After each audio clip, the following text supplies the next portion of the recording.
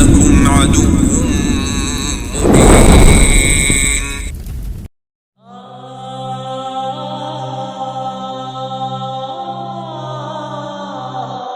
شیطان لوگوں کو دھوکہ دینے کے لیے کچھ طریقے استعمال کرتا ہے، کچھ چالیں استعمال کرتا ہے جنہیں ہمارے لیے سمجھنا مشکل ہے کہ یہ شیطانی چالیں ہیں، اس لیے وہ ہمیں آسانی سے بہکا پاتا ہے۔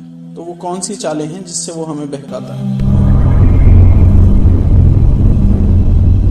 یہ سب سے زیادہ مفید طریقہ ہے جس سے شیطان ہمیں بہکاتا ہے۔ شیطان مسلسل طور پر غلط کو صحیح ثابت کرنے کی کوشش کرتا ہے، انہیں خوبصورت نام دے کے۔ وہ ہر غلط چیز کو خوبصورت نام دے کر اس کو آپ کے سامنے پیش کرتا ہے۔ وہ حرام کو خوبصورت بنا کر پیش کرتا ہے جب تک آپ اس حرام کام کو کر نہ لیں، جیسا کہ اس نے خود کہا۔ قال رب بما أغويتني لأزينن لهم في الأرض ولأغوينهم أجمعين۔ بولا اے میرے رب، چونکہ تو نے مجھے گمراہ کیا اس لیے میں ضرور زمین پر ان کے لیے دلکشی پیدا کروں گا اور ان سب کو گمراہ کروں گا۔ ابلیس نے یہی طریقہ آدم علیہ السلام کو بہکانے کے لیے بھی استعمال کیا۔ انہیں اس درخت سے پھل کھانے کے لیے بہکایا جسے اللہ نے منع فرمایا تھا۔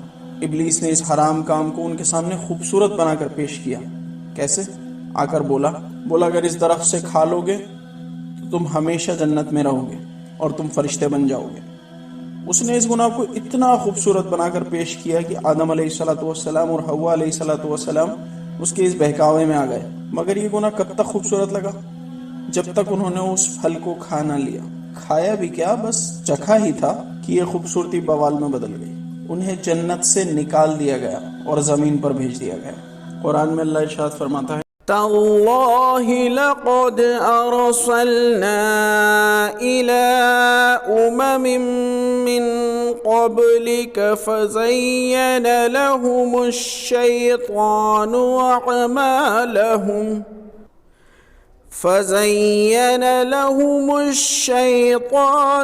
أعمالهم فهو وليهم اليوم ولهم عذاب أليم۔ فرمایا اللہ کی قسم، ہم نے تم سے پہلے کی امتوں میں بھی رسول بھیجے، لیکن شیطان نے ان کے اعمال کو ان کے لیے خوشنما بنا دیا، اور وہ آج بھی ان کا ساتھی ہے اور ان کے لیے دردناک عذاب ہے۔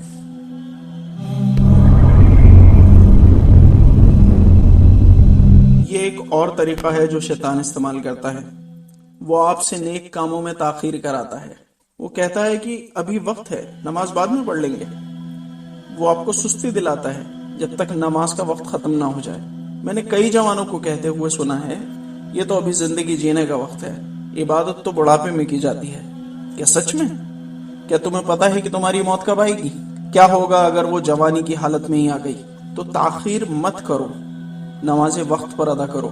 اگر کوئی نیکی کل کرنا چاہتے ہو تو اسے آج ہی کر لو، اور آج ہی کرنی ہے تو ابھی کیوں نہیں؟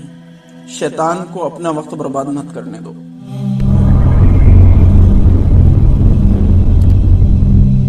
شیطان لوگوں کی خصوصیت اور کمزوریوں پر نظر رکھتا ہے اور وہ ان سے وعدے کرتا ہے۔ وہ تمہیں اطمینان دلا کر تمہیں گمراہ کرتا ہے۔ اللہ سبحانہ وتعالی نے ارشاد فرمایا، يعدهم ويمنيهم وما يعدهم الشيطان إلا غرورا۔ فرمایا شیطان ان سے وعدہ کرتا ہے اور ان میں خواہشات پیدا کرتا ہے، لیکن شیطان ان سے وعدہ نہیں کرتا سوائے فریب کے۔ شیطان لوگوں کو خوبصورت خواہشات کے ساتھ مصروف رکھتا ہے، ایسی خواہشات جن کا تمہیں حقیقت میں کوئی فائدہ نہیں۔ وہ تمہیں پیسہ بڑھانے میں مصروف رکھتا ہے اور عہدہ بڑھانے میں مصروف رکھتا ہے، عارضی خواہشات کو پورا کرنے میں مصروف رکھتا ہے، اور آخرکار تمہیں احساس ہوتا ہے کہ اسی میں زندگی تمام ہو گئی اور آخرت کے لیے کوئی ذخیرہ جمع نہ ہو سکا۔ ایک مرتبہ سوچیں ذرا کہ وہ لوگ جن کے پاس دنیا کی دولتوں کے انبار تھے، کیا ان کی دولتیں انہیں موت سے بچا پائیں؟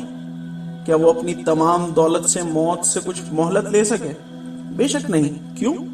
کیونکہ ان کی تمام دولت حقیقت میں صرف ایک دھوکہ تھی جو جب تک ان کے کام نہیں آ سکتی جب تک وہ اسے اللہ کے راستے میں خرچ نہ کر دے۔ شیطان لوگوں کو گمراہ کرتا ہے اور دعویٰ کرتا ہے کہ وہ ان کے لیے مہربان ہے اور وہ ان کی بھلائی چاہتا ہے، جیسا اس نے آدم علیہ السلام کے ساتھ کیا۔ ارشاد ہوا وقاسمهما إني لكما لمن الناصحين، فرمایا اور اس نے ان سے قسم کھائی میں واقعی میں آپ کا مخلص مشیر ہوں۔ بالکل ایسا ہی وہ سب کے ساتھ کرتا ہے۔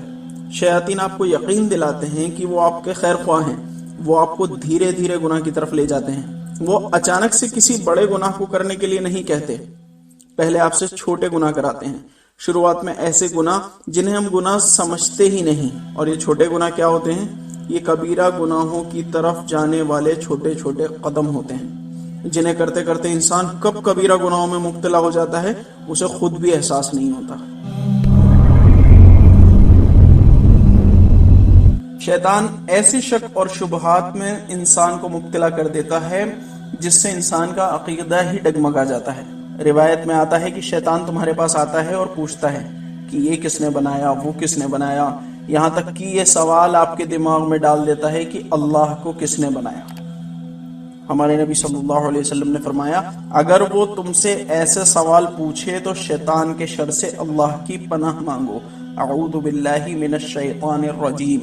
یہ شیطان ہمارے دلوں میں شک پیدا کرتا ہے، حالانکہ اسلام میں ہر سوال کا جواب موجود ہے، مگر اگر ہمیں کسی سوال کا جواب نہیں ملتا تو ہمیں اپنے عقیدے کو کمزور نہیں ہونے دینا چاہیے۔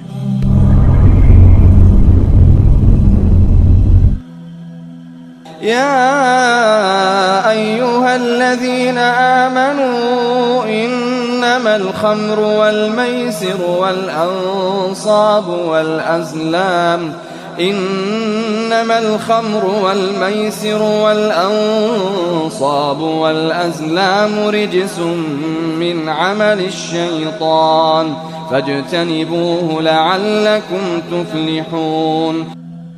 فرمایا اے ایمان والو، بے شک شراب اور جوا اور عبادت کے لیے چنے گئے بت اور قسمت معلوم کرنے کے لیے فعال کے تیر، یہ سب ناپاک شیطانی کام ہیں، سو تم ان سے پرہیز کرو تاکہ تم فلاح پاؤ۔